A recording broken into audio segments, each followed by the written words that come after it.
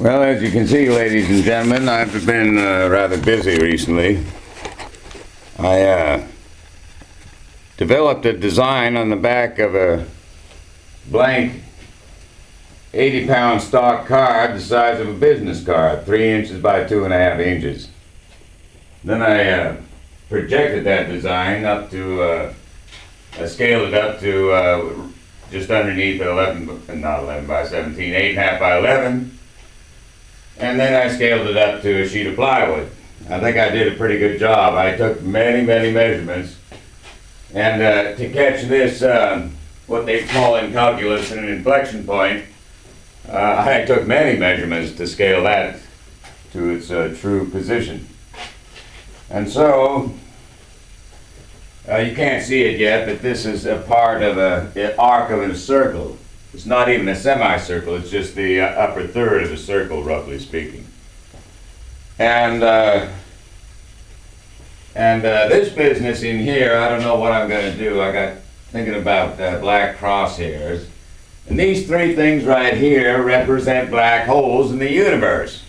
Those beady little eyes, that's what they're going to appear like in the end, beady little eyes. Well, them's black holes. In this area right here, and right here, gamma rays. You can't see it. Gamma rays are invisible to the human eye. They're electromagnetic radiation beyond anything we can perceive. And of course, red is the lowest frequency in the electromagnetic spectrum that human beings can see. And then it follows yellow and blue, and this will be purple, and this will be ultraviolet. Well, I guess this will be ultraviolet, and this will be the gamma ray area right there. I'm looking forward to showing it.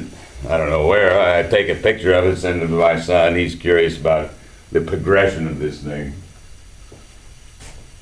And all I was doing was screwing around in the beginning, and I just was kind of seized hold by the idea, and I finally decided I'd implement it, and there it is. It's not done yet, obviously, but it will be. Will be. And the title for this fine little project, well, I've got a couple of ideas. One involves COVID-19, and the other involves the term strange attractor, which this could be construed to being a strange attractor, although it's actually the Fibonacci sequence. Fibonacci, 14th century mathematician, I believe. The Italians were very clever mathematicians.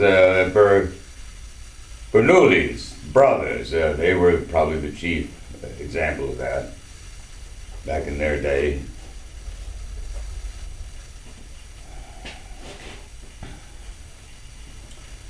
Mathematics has given us so much.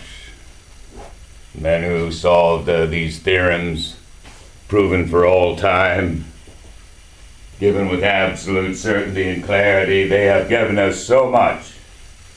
And yet it goes well unappreciated, which is unfortunate. In fact, it's unfortunate that well, some people, shall we not name them, they're Trump supporters, they scoff at science and think it's, well, as far as I can tell, unnecessary. And they are profoundly mistaken. Because if it weren't for the biochemists, the biologists, and the geneticists, we'll never, ever have a vaccine for this COVID-19 business. And many people don't remember, or they simply don't have the memories at all of the polio epidemic. That was a gruesome disease, and many people suffered its ravages. Limbs were reduced to bone, virtually. People were thrown into these horrendous nightmarish contraptions called iron lungs. Hideous things like that. there is a hideous aspect to some applications of science and technology. There can be no question of that. And I'm concerned how far this hideousness will spread. And in the zone of entertainment, that show on Netflix, Black Mirror, gives you a good example of how far technology could conceivably spread its insidious way into society. Of course, it already has to an extent, but people argue over what extent this actually is, and nobody can make up their minds about it. I made up my mind about it long ago.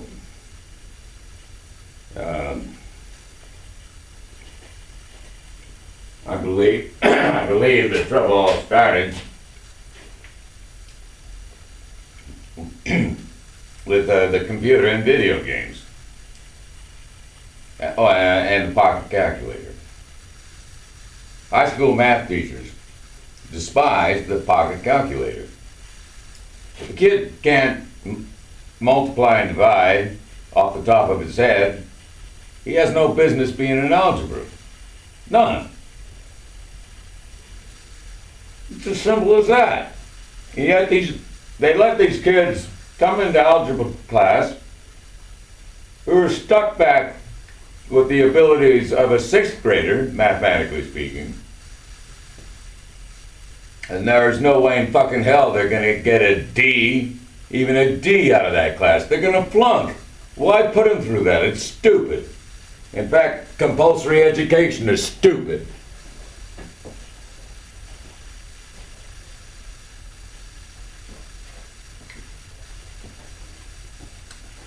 If they don't like school, they ought to have the opportunity to go to work. And there isn't any. But there could be. Just because something doesn't exist doesn't mean it can't at some point in the future. But the future, in order to be as true to your hope of it as possible, requires that you do some work, like planning, mainly planning, thinking ahead, anticipating, looking forward. And Americans don't do this. Americans have their noses to the ground like dogs.